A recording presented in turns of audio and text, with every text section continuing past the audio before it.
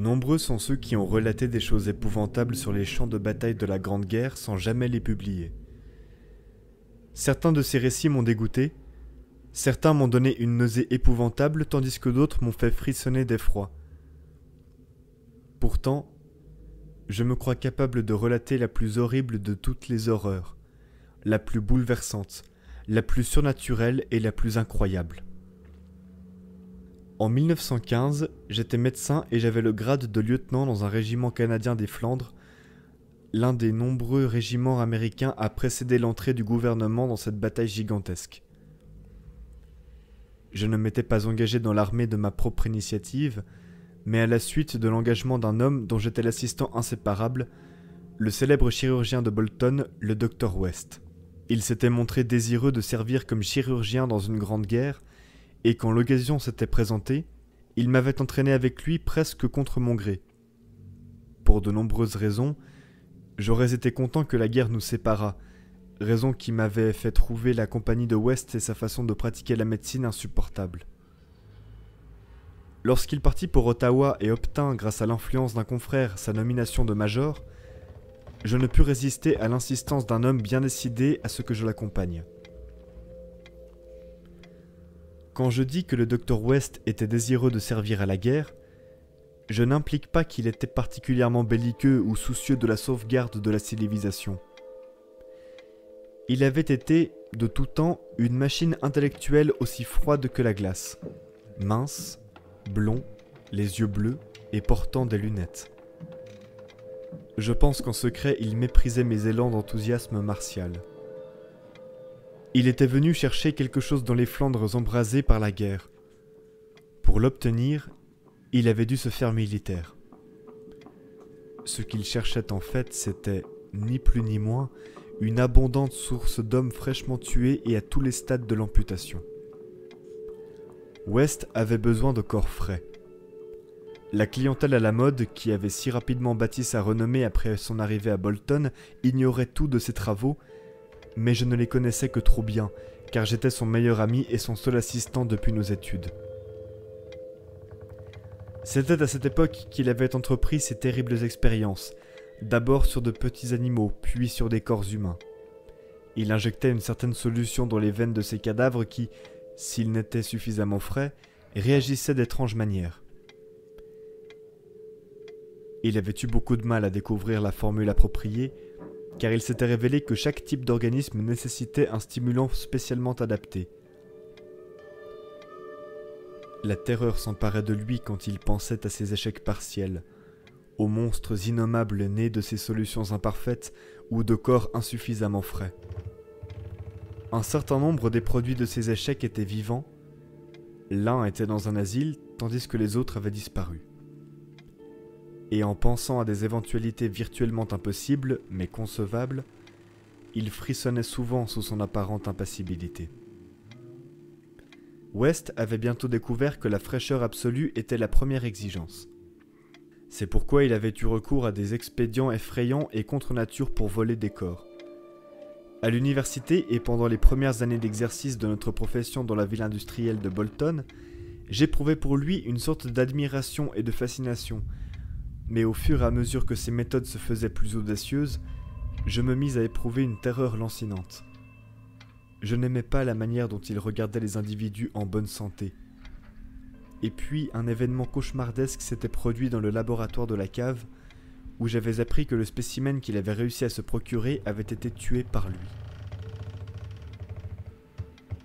Ce fut la première fois qu'il réussit à faire renaître la pensée rationnelle d'un cadavre, et ce succès, dû à un acte répugnant, l'avait endurci. Je n'ose pas parler de ses méthodes dans les 5 années qui suivirent. Seule la peur me fit rester auprès de lui, et je vis des scènes qu'il est humainement impossible de relater. Peu à peu, j'en vins à penser que West lui-même était plus horrible que tout ce qu'il faisait. J'eus un jour la révélation que ce qui avait été jadis une ardeur scientifique normale employée à prolonger la vie avait peu à peu dégénéré en une curiosité morbide et macabre, en une jouissance secrète devant les cadavres. son intérêt devint un dégoût pervers et infernal pour tout ce qui était anormalement repoussant et malsain. Il se réjouissait calmement de monstruosités artificielles qui auraient fait mourir de peur et de dégoût la plupart des hommes sains d'esprit. Il devint derrière sa pâle façade d'intellectuel un Baudelaire dégénéré de l'expérimentation physique, un Héliogabale des tombes. Il prenait des risques sans broncher, commettait des meurtres imperturbablement. Je pense qu'il atteignit le summum quand il réussit à prouver que l'on pouvait recréer la vie douée de raison. Il avait cherché à conquérir de nouveaux domaines en se lançant dans des expériences de réanimation de parties du corps. Il avait des idées incroyables sur les propriétés d'indépendance des cellules organiques et des tissus nerveux séparés de leur système physiologique naturel. Il avait obtenu certains résultats préliminaires sous forme de tissus artificiellement nourris, obtenus à partir des œufs d'un reptile tropical indescriptible couvé presque à terme. Il était impatient de tirer au clair deux problèmes biologiques. Primo, est-il possible d'obtenir une certaine quantité de conscience ou d'action raisonnable sans le cerveau, en partant de la moelle épinière et des différents centres nerveux? Deuxio, n'existe-t-il pas un lien intangible, distinct des cellules, reliant entre elles les parties séparées par la chirurgie de ce qui était auparavant un seul organisme vivant? Toutes ces recherches exigeaient une quantité prodigieuse de chair humaine fraîchement tuée, et voilà pourquoi West s'était engagé dans la Grande Guerre. L'événement fantastique se produisit à minuit, au mois de mars 1915, dans un hôpital militaire derrière les lignes à Saint-Éloi. Je me demande encore si cela n'a pas été autre chose qu'un rêve démoniaque de délirium. West avait un laboratoire privé dans une pièce de l'édifice provisoire qui ressemblait à une grange. Pour l'obtenir, il avait prétendu qu'il cherchait de nouvelles méthodes pour le traitement des cas de mutilation jusque-là sans espoir. Là, il travaillait comme un boucher au milieu de ces matériaux ensanglantés.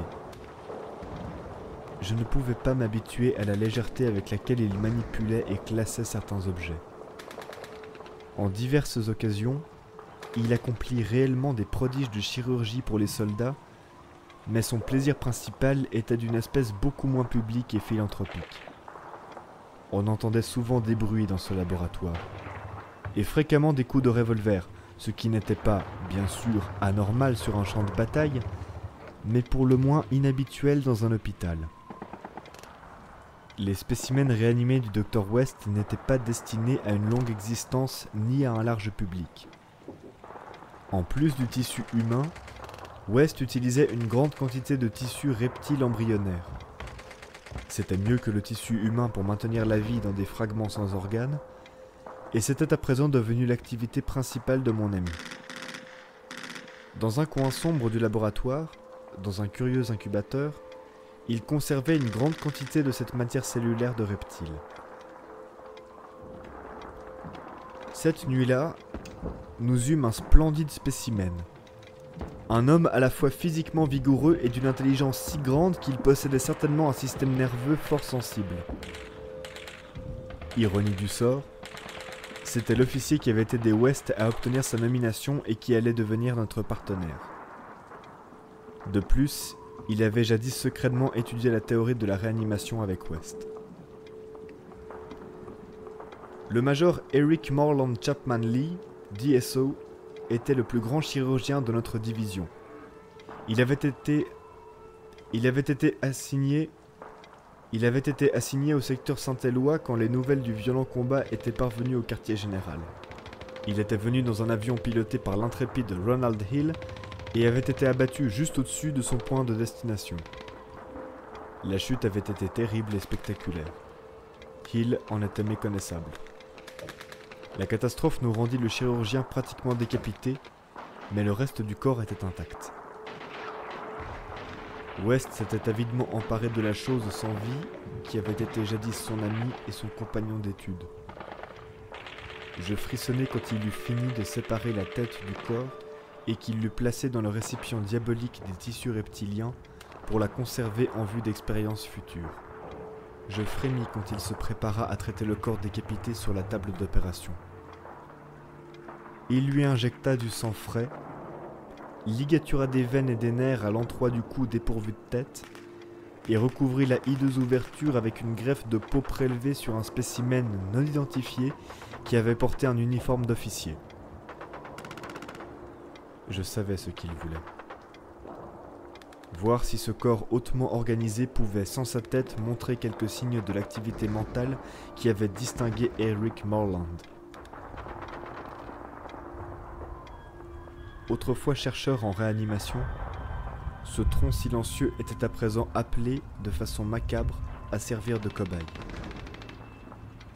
Je revois encore West sous la sinistre lumière électrique, en train d'injecter sa solution dans le bras du corps décapité. Je ne peux décrire la scène. Je défaillirais si j'essayais, car c'est la folie qui régnait dans cette pièce. Fragments de chair, peau de sang, débris humains jusqu'à la hauteur de cheville sur le sol gluant, avec des éléments de reptiles bourgeonnants, faisant des bulles, mijotant sur le spectre bleuâtre et tremblotant d'une faible flamme dans un coin rempli d'ombre. Le spécimen, observa West, était doté d'un splendide système nerveux. Il en attendait beaucoup. Lorsque quelques mouvements spasmodiques commencèrent à apparaître, je lus l'intérêt fiévreux de West sur son visage. Il était prêt, je crois, à voir la preuve de sa conviction, à savoir que la conscience, la raison, la personnalité peuvent exister indépendamment du cerveau, que l'homme ne possède pas de centre connecteur et qu'il n'est qu'une mécanique de matière nerveuse, chaque section formant une entité plus ou moins grande. Par cette triomphante démonstration, West allait reléguer le mystère de la vie dans la catégorie des mythes. Le corps s'agitait de plus en plus. Sous nos yeux avides, il commença à se soulever d'une manière effrayante. Les bras remuèrent dans tous les sens, les jambes en firent autant et plusieurs muscles se contractèrent. Puis la chose sans tête lança ses bras dans un mouvement qui était sans aucun doute celui du désespoir. Un désespoir intelligent, apparemment suffisant pour prouver toutes les théories de West. Les nerfs se remémoraient les derniers actes de l'existence de cet homme, la lutte pour s'échapper de l'avion qui tombait. Ce qui suivit, je ne le saurai jamais avec certitude. Il se peut que cela ait été une hallucination causée au même instant par la destruction soudaine et totale du bâtiment sous un obus allemand, qui peut l'affirmer puisque West et moi-même avons été les seuls survivants connus. West préférait cette version avant sa récente disparition, mais il y avait des moments où il ne pouvait le croire, car il était étrange que nous eussions tous deux la même hallucination. L'événement en lui-même fut très simple. Seules ses implications en font une chose remarquable. Le corps, sur la table, s'était relevé en tâtonnant d'une façon aveugle et terrifiante et nous entendîmes un son. Je n'appellerai pas ce son une voix car c'était trop horrible. Et pourtant, son timbre n'était pas ce qu'il y avait de plus atroce, pas plus que son message. Elle avait simplement hurlé « Saute, Ronald, pour l'amour de Dieu, saute !» Mais ce son provenait du grand récipient couvert dans ce coin ignoble et grouillant d'ombre noire.